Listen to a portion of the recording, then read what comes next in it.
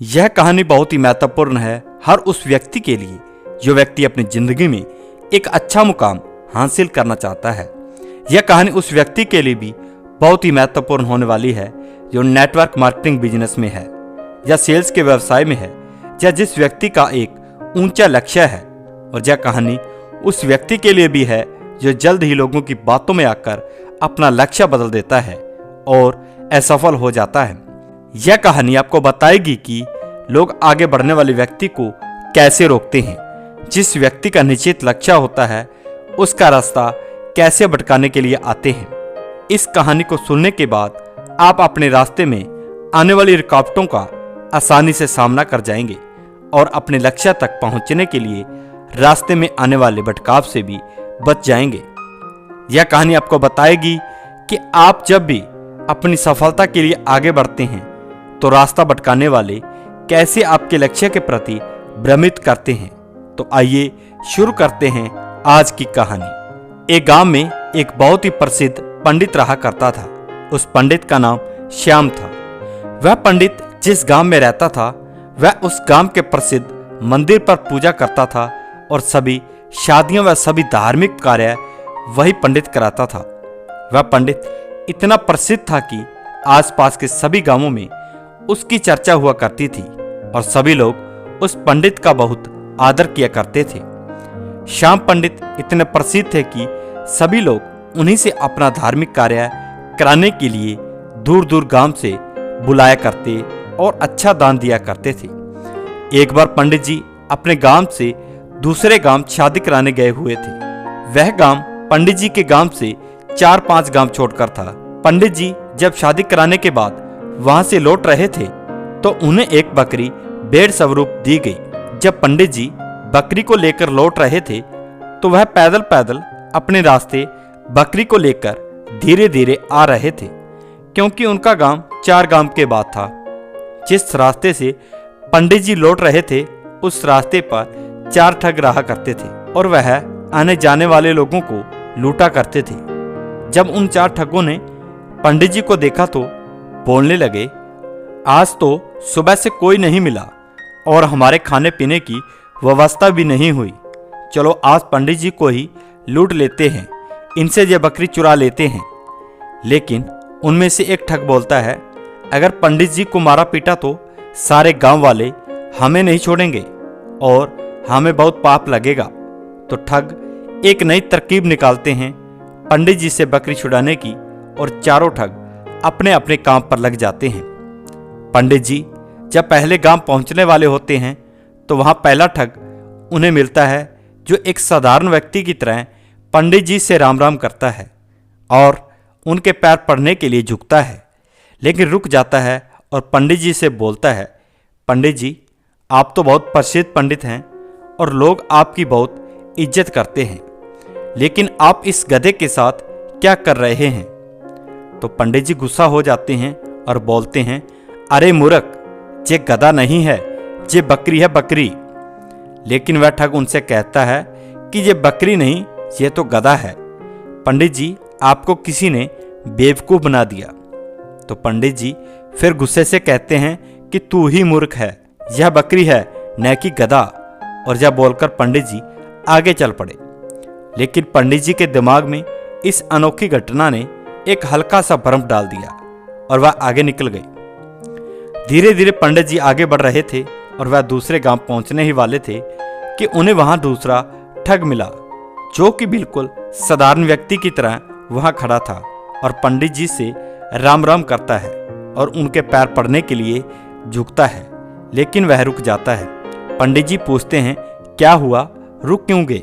तो वो बोलता है, पंडित जी आप इस गधे को साथ लेकर क्यों घूम रहे हो, इससे आप खंडित हो जाओगे और लोग आपके बारे में क्या सोचेंगे, इस गधे को भगा दो। पंडित जी को इतनी बात सुनकर बहुत क्रोध आता है और बोलते हैं, तुम मूर्ख हो, दिखाई नहीं देता यह बकरी है और तुम बोल रहे हो गधा है। दूसरा ठग बोलता है कि ये पंडित जी आपको किसी ने पागल बना दिया, यह बकरी नहीं, यह तो गधा है और ये आपके साथ रहेगा तो आपकी क्या इज्जत रह जाएगी। यह सुनते ही पंडित जी सोचने लगे कि यह क्या बोल रहा है, मैं तो बकरी लाया हूं, पर ये सब इसे गधा क्यों बोल रहे हैं? कहीं मैं सच में गधे को लेकर तो नहीं घूम रहा हूं?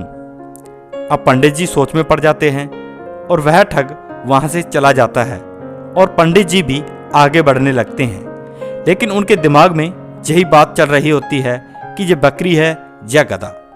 जब पंडित जी तीसरे गांव में पहुंचने वाले होते हैं तो उन्हें वहां तीसरा ठग मिलता है और पंडित जी से राम राम करता है।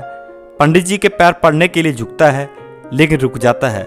पंडित जी हैरान हो जाते हैं और पूछते हैं कि क्या हुआ? तो तीसरा ठग बोलता है कि पंडित जी, मैं आपसे आशीर्वाद तो लेना चाहता हूँ, लेकिन इस गधे को आपके साथ देखकर मुझे अच्छा नहीं लग रहा।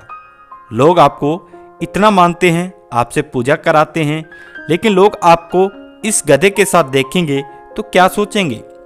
इतनी बात सुनकर पंडित जी कहते हैं कि मैं इस गधे को गांव के बाहर छोड़ने जा रहा हूँ। मुझे रास्ते में दयनीय हालत में मिला था और पंडित जी वहां से निकल जाते हैं। कुछ लोगों की बातों में आकर पंडित जी का विश्वास खुद से उठ जाता है। उन्हें लगता है कि लोग सही बोल रहे हैं और मैं गलत हूं, लेकिन फिर सोचते हैं कि मैं सही हूं। इसी तरह उनका विश्वास खुद पर से गिरने लगता है और सोचते हैं कि मैं अपने गांव पहुंचने वाला हूं। अगर ये बकरी नहीं हुई और गधा हुआ तो लोग मेरे बारे में क्या सोचेंगे? यही सोचते सोचते पंडित जी चौथे गांव पहुंचने वाले होते हैं कि उन्हें चौथा ठग मिलता है और पंडित जी से राम राम करता है और पैर पड़ने के लिए झुकता है, लेकिन रुक जाता है। तो पंडित जी पूछते हैं क्या हुआ? तो वह ठग पंडित जी से बोलता है कि पंडित जी, बाकी सब तो ठीक है, आप इस गधे को साथ में लेकर क्यों घूम रहे हो? तो पंडित जी कहते हैं कि मैं इस गधे को गांव के बाहर छोड़ने वाला था।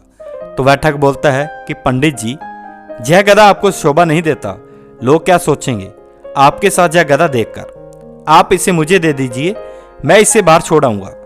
तो पंडित जी अपने आप पर विश्वास को खो देते हैं और उस बकरी को गधा समझकर उस ठग को दे देते हैं और अपनी बकरी को छोड़कर आ जाते हैं। और उन चारों ठगों की यह तरकीब काम कर जाती है और वह पंडित जी से बकरी छुड़ा लेते हैं और उसे बेचकर पैसा कमा लेते हैं। इसी तरह हमारे आसपास भी हमारा रास्ता भटकाने के लिए बहुत सारे ठग जरूर मिलेंगे जो हमारा रास्ता भटकाना चाहते हैं। उनसे बचकर और खुद पर विश्वास रखना होगा, तभी हम अपने लक्ष्य को पा सकते हैं। तो दोस्तों, इस कहानी से हमें कई सारी सीख सीखने को मिलती हैं, जिनसे हम अपनी सफलता को जल्द से जल्द पा सकते हैं। सबसे पहले तो हमें सीख मिलती है कि हमें खुद पर विश्वास रखना चाहिए। दूसरा व्यक्ति क्या कह रहा है उससे हमें कोई फर्क नहीं पड़ना चाहिए, क्योंकि रास्ता भटकाने वाले बहुत मिलेंगे। इस कहानी में भी वही हुआ है।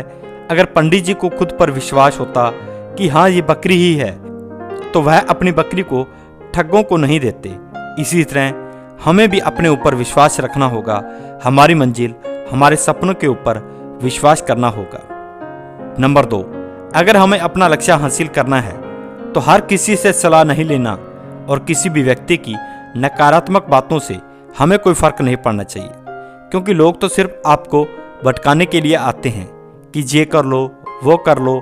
लेकिन अगर आपका कोई निश्चित लक्ष्य नहीं होगा तो आप कभी सफल नहीं होंगे। इसलिए अपना लक्ष्य बनाकर सिर्फ उसके ऊपर काम करो, बिना किसी व्यक्ति की बातों पर ध्यान दिए। नंबर 3, जब आप अपने लक्ष्य को पाने के लिए काम करते हैं तो रास्ता भटकाने और रास्ता रोकने बहुत सारे लोग आएंगे। आपको उनका सामना करना होगा। नेटवर्क मार्केटिंग बिजनेस में भी यही होता है। आपको बहुत सारे लोग मिलेंगे जो कहेंगे यह गलत काम है, आपको सफलता नहीं मिलेगी। तो उनकी बातों पर ध्यान दिए बिना अपने लक्ष्य को पूरा करने के लिए मेहनत करेंगे तो सफलता अवश्य मिलेगी। बस रास्ता भटकाने वालों से बचकर रहें, क्योंकि राह भटकाने वाले जरूर मिलेंगे। तो दोस्तों, ये थी कहानी आपको कैसी लगी प्लीज़ हमें कमेंट करके ज़रूर बताएं, और अगर अच्छी लगी हो तो दोस्तों के साथ शेयर करें। और अगर आप हमारे चैनल पर नए हैं तो चैनल को सब्सक्राइब ज़रूर कर देना। धन्यवाद।